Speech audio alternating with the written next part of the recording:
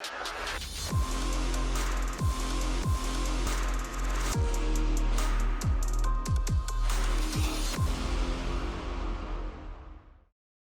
2023 football season is underway at Vicksburg High, the Red Carpet Bowl. It's the 61st Red Carpet Bowl as Vicksburg takes on Holmes County Central. Should be an interesting matchup, a hot way to start the 2023 season. And be careful out there if you're coming to the game. Make sure you're hydrated. It's extremely dangerous conditions here. 105, 106, 110. And right now, as we get ready to kick it off, it's in the 90s. And with the turf and all that, it's a lot warmer than the temperature indicates. But the players make the adjustment. Coach Lacey, that's why we make the adjustment, right? Yes, sir. Yes, sir. Yes, sir. A lot to talk about as we get ready for the season opener. Glad you could join us. I'm Charles Edmond. We're talking with Vicksburg High coach Christopher Lacey. Coach Lacey, first of all, this is our first conversation. Yes, sir. Congratulations. I know you've been in the post several months. Congratulations on the gig. It's been a whirlwind last several months. Now you're just several minutes away from kickoff. Yes, sir. Talk about that. It's just been a smooth adjustment. I already been here at Vicksburg, so it's just at home. I mean, probably the adjustment would have been all the administrative stuff that hit you in the face when you first start the job. But outside of that, same players, same team, same mottos, things of that nature. So smooth transition. You go from being a passenger in the car to having the keys to the car and driving the car. How does that feel? It feels good. First, it was some pressure to it. Just trying to get acclimated to the other responsibilities you got to take on. But I had a good mentor in Todd McDaniel, watching him work, and other head coaches I've had as a player.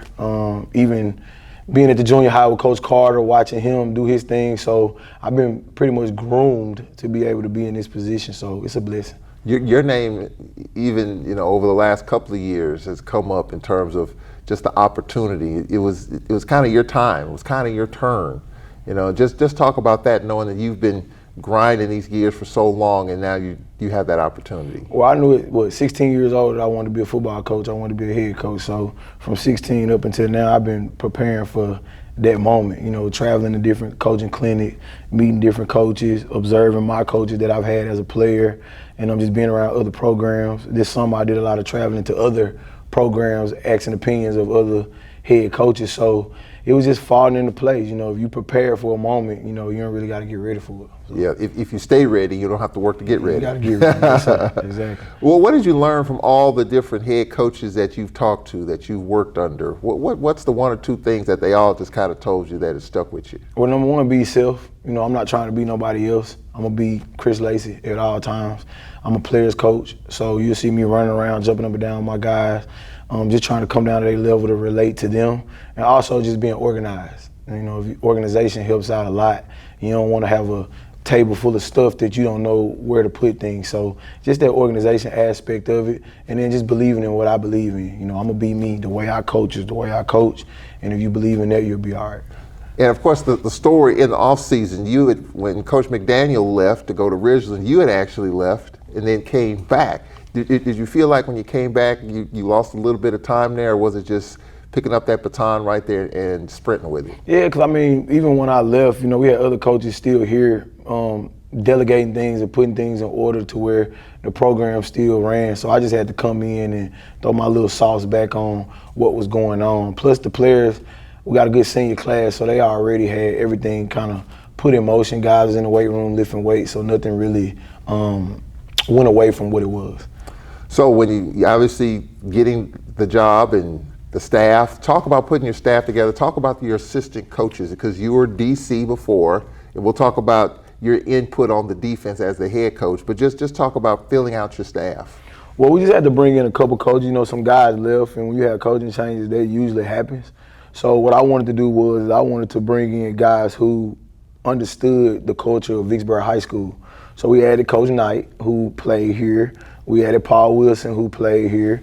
You already had Coach Bennett, who played here. You had Coach Archer, who've already been here for almost 20 years. I'm from Vicksburg, so I understand the culture of, my first football game I ever saw was a Vicksburg High School football game. I saw J.J. Brown in person, and that's when I fell in love with football. So just having people who've already been here, who understand the culture of Vicksburg, who can kind of keep that tradition going. Yeah, that's kind of a hard thing to do now because coaches come and go. Coaches stay in situations and they leave, some quickly, some stay a while. But you talked about Coach Archer, who's been at Vicksburg a while, and a number of the other coaches. That kind of culture is kind of hard to bring in place because coaches do come and go, and you're almost, when you're hiring a staff and when coaches leave, you got to start all over again. But you have a lot of years.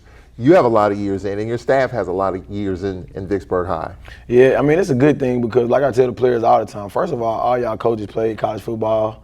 Some of them we got 3 SWAC All-Americans on our football coaching staff. So the knowledge that this staff has and the experience that they have as playing and coaching is a blessing. And not being able to have that turnover that most people usually have is also a blessing. So I say it was just God sent. Well, the whole summer and working with that, getting your kids ready. Just talk about your OC because you work on the defensive side. So obviously, the previous coach, Coach McDaniel, wing T offensive coach. So talk about your philosophy in terms of your offense and getting your OC in, your offensive coordinator. Well, it was a no-brainer with Andre Bennett, him being an offensive lineman at Grambling. Being, to me, probably arguably the best offensive lineman to ever play in this city. If you don't know who Andre Bennett is around here, then you just don't know nothing about football. So his mentality of the toughness being an offensive lineman is match mine. Me, like I tell people, I grew up out 27, so just that hard-nosed way of football, me and him both had the same philosophies when it comes to that. So from the offensive side, we've been used to seeing the wing T over the last several years. So what is Coach Bennett's philosophy? What is your philosophy offensively? You're going to keep a version of that? You're going to keep the wing T? You're going to change things up? How will the offense look? Well, you will see a sprinkle of it. Like I tell people all the time, I want to match my offense based on what my players can do. So if I got guys who can, like a Malik Montgomery or a Sid Blackmo, we want to keep that physical identity to our offense. You might see different formations and things like that, but power still gonna be power, counter still gonna be counter, jet still gonna be jet, no matter what formations you run out of it. So I just want to be able to make our brand still be a physical brand of football. And then on the defensive side, how involved will you be as the head coach, as an overseer of the football program? You're a defensive guy. Are you still gonna kind of dabble into that side? You're gonna talk about your DC, who that is, and how involved will you be on that side of the ball? Well, I'll still be calling the defense. Paul Wilson is my co-DC, so he's in his grooming phase right now of taking over the keys to the truck. So I still be calling the plays from the sideline. Nothing's changed. Same plays, same philosophy. Every head coach I've had has been a defensive head coach, so they always still call their plays on defense. I heard Bobby Bowden say before, if you not calling any plays, you ain't doing nothing on the sideline as a head coach. So I'm gonna continue to make sure I still call some plays right now. And watching you in the Jamboree last week, you're pretty active there on the sideline, trying to get the guys going. You believe in up-tempo and enthusiasm, talking things up, keeping the chatter going, keeping the leadership aspect going despite. And, we all know what happened in the Jamboree last week. The turnovers hurt. We were able to move the football, turnovers, defensively able to get off the field a little bit. But, you want to keep the intensity and the chatter and the focus and the leadership aspect there. Well, the big thing is controlling what you can control. The scoreboard controls itself when you do what you're supposed to do on the field. We can limit the turnovers. Fumbling a football is just you holding on to a football. Making a tackle is you properly going through your tackling fundamentals and your tackling progressions to make a tackle. I would be worried if we was getting thrown all over the field and guys was falling out hurt and it just looked like we was physically getting dominated. That wasn't the case in that aspect. So everything else about, the game at least, we control. We got really good players at Vicksburg. Over the past couple of years, we got guys who've been getting highly recruited, and still up until this day, we got guys like that. So I'm gonna fix, and we gonna fix the turnover issues and all of that different type of stuff, because that's what we control. So anything external is out of us, but all the internal things, we got control over that. How did it feel being on that sideline last week down at Bay Springs, knowing like, man, this is me. I'm the head coach of this thing. Well, I actually don't even think it hit me yet. I think it'll hit me Friday when we walk out there for an actual real game in the red carpet bowl and the band playing and people screaming and you get that type of aspect. I think that's when it'll hit. So I'm pretty excited about the opportunity to be able to have there. But at the end of the day, it's still football. You know, I've been playing football since I was 5 years old, so it's nothing new. Well, let's talk about the Red Carpet Bowl. Before we get into the game itself, I mean, it's been a lot of talk this week. It's been a lot of stuff on social media this week. I'm not a Vicksburger myself. I live here, but I'm not from here. And I've always enjoyed the red carpet. I've always enjoyed the pageantry of it. But it's been a lot of stuff this week. Without going into the deep details of it, has it been that much of a distraction in terms of just getting focused on the game? Because at the end of the day, in a few minutes, we're going to be kicking this thing off. And the talk of all the other stuff will kind of dissipate, and the talk about the results, yay or nay, will dominate that. How much has all the other stuff that changes, has it been a distraction for you and your team? Nah, because I think the kids are excited to play. Like, our motto this week was control what we could control. You know, we can't control the sun, we can't control what administration over our heads does, but we can control is how we approach practice and how we approach going onto the field and playing the football game. So that's been the big thing with the players, you know, just trying to get them out of that. You know, like I said, focus on everything that's internal and not really worry about the things that's external. So they've taken on their challenge. I think they motivated by the mistakes we made in the jamboree last week. So none of that has anything to do with them. Like I told them, let me handle that. Put that on my shoulders. Y'all do what y'all need to do to be able to win this football game. Well, let's talk about this game. Holmes County Central, another former Gator coach, and Coach Rogers coming in here. I saw on social media he sent you a message in terms of, you know, what happened or didn't happen last week. Just saying, just continue to grind. Just keep on looking forward. So obviously the camaraderie, the relationship has been there. Talk about that. You know, Rogers being here at Vicksburg, you know, I developed a relationship with him early when I was first started coaching and training in the city and things of that nature. And he's a competitor just like I'm a competitor. And he cares about his kids and I care about mine. And like I say, regardless of what goes on outside of the game, me and him both want to put on a good show for the fans and have a good competitive game for our kids. So it's just us, you know, we talked on the phone, you know, this week. So we both excited to get out there and play ball. I was teasing with somebody on the sidelines. I was asking, I wonder, did Coach Rogers have a scout at the scrimmage last week? And somebody said, you better believe he's got somebody. Somebody got something somewhere trying to figure out what we look like. Everybody. Rogers always has something up his sleeve. And that's what I like. I like that because I would be doing the same thing. So whatever you got to do. All right, so talk about his team, because, you know, when we go up there, it's always tough to come out of there with a win. His team's going to be grimy, competitive, physical. What do you see in this Holmes County Central team? Well, they are a replica of him. You know, he's a competitive coach. He's a hard-nosed guy. So most coaches, you want your team to mimic who you are personality-wise as a coach. They got Danny Dozen, defensive lineman, which they've had in the past a couple times. It's Holmes County. They got really good players. You know, like I say, every game we didn't play against them the past 4 years since I've been here is a 2-2 split. So it's been very competitive, and I'm excited to get out there and play the competition. That's what you want. You want competitive games for your kids to be able to get better, you know, and it's going to be fun and exciting. I think our guys are ready. We talked about the heat. I mean, it's going to be brutal. It's going to slack off a little bit next week, but, you know, by the time we kick this thing off, it's still going to be 90 plus. What type of adjustments do you make? We're going to have the heat timeouts, maybe more of them. Has there been talk of maybe more of those kind of timeouts, considering it's just excessively hot? Well, I just look at games like, you know, in practice it's just constant moving. You know, in games you have periods where you have penalties that stop the clock. You get water breaks that stop the clock. Offense probably out there 6, 7, 8 plays, and then they go take a breather. So when people speak about the heat so much, I'm like, you know, we practice really hard so that the games can be easy, because the time is just a little different in games than it is in practice. So I don't think it's gonna be an issue for us. You know, hydrate the kids, have your good nutrition going, and it shouldn't really be a problem. They acclimated. Yeah, from the offensive side of the ball, you talk about Ronnie Alexander. Saw him in the Jamboree last week. How has he looked in the offseason? Is got kind of, you know, you talked about the offensive scheme, a little bit different, a little bit of the same. How has he handled that adjustment? Well, it's Ronnie. I mean, I've been around Ronnie since Ronnie was a 7th grader. You know, his first game he ever played as a 7th grader, he looked a little shook, you know, but now. He don't get rattled. Nah, he developed past that up until this point, you know. And some of the mistakes that he made last year, he's been correcting them. He's a leader. He's at practice all the time, so I trust Ronnie. If I don't trust nobody else in the world, I trust Ronnie. You know, he make good decisions with the ball and things of that nature. So I'm super excited to see his transition from last year Ronnie up until, this year Ronnie. Think about it. He started playing quarterback as a 9th grader on varsity. 14 years old? See what I'm saying? A lot of people don't do that, Yeah.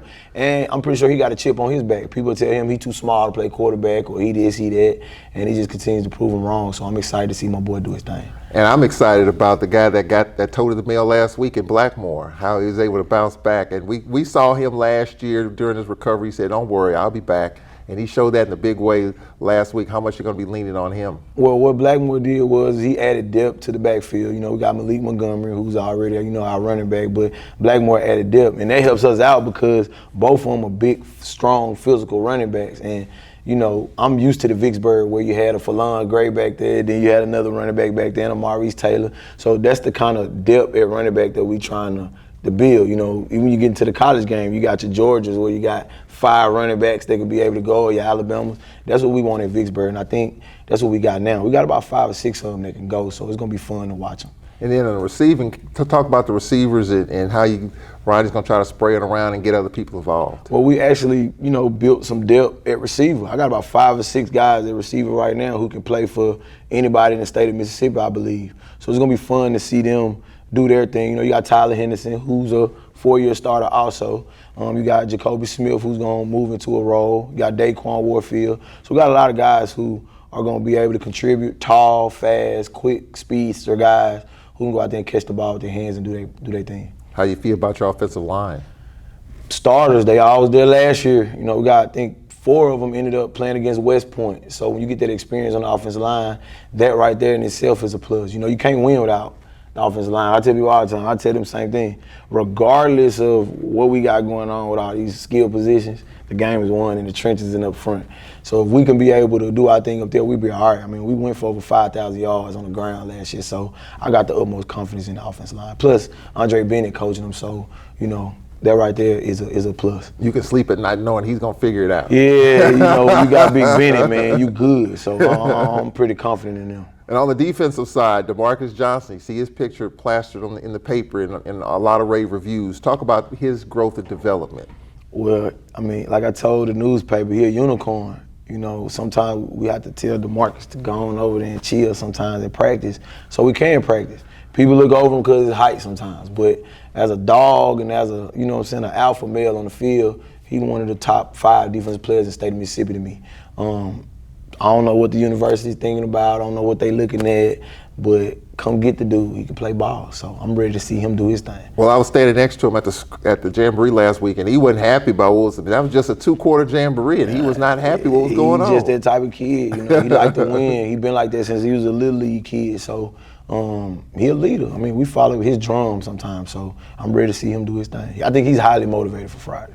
How motivated are you, and how motivated is this team considering all the changes and you have to adapt to what's going on, changes?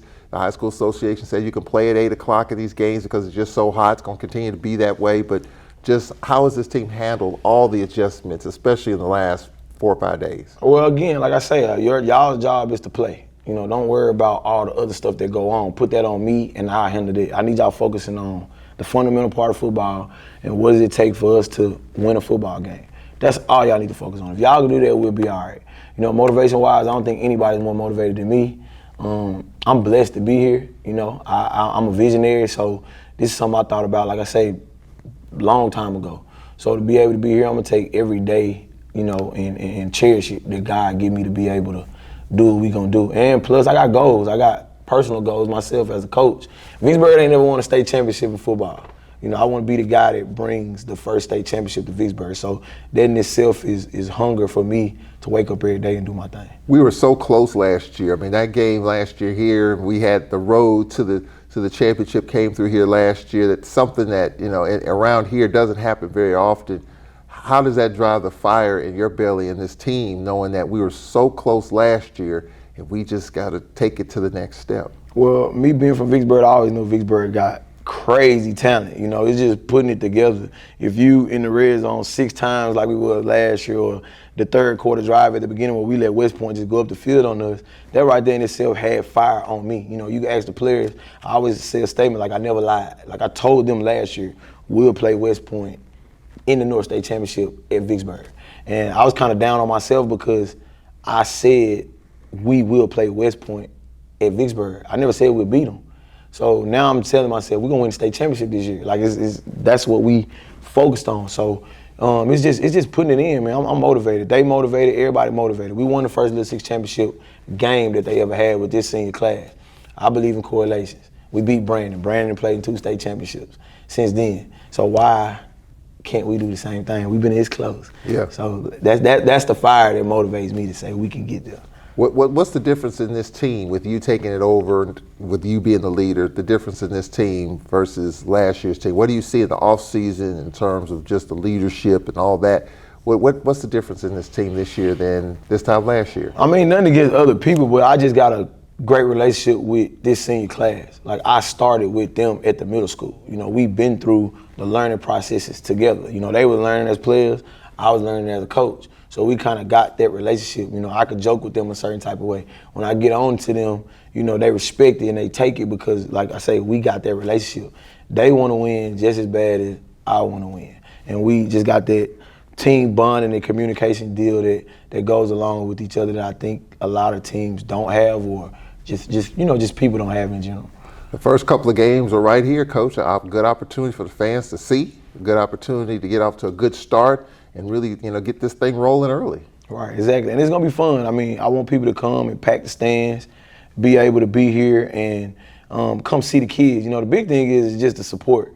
Come watch the kids play. We make a big deal about, some of the stuff that go on in Vicksburg with crime and things of that nature. But come on now, on a Friday night from 7 to 11, there's going to be a whole bunch of boys in one place, not doing any of that, not thinking about none of that, and we could be in here supporting those kids. That support leads them to success. So we got to be able to bring people in and be able to focus in on net positive instead of all these other negative external factors that go on. And I think that'll just help our program out. We need to be able to do that. Well, Coach, we appreciate it. Let's get off to a good start. Yes, sir. I got you. Thank you so much. That's head coach Chris Lacey joining us here on the pregame show. We'll take a timeout from Memorial Stadium in the 61st Red Carpet Classic. Your Gators at Holmes County Central.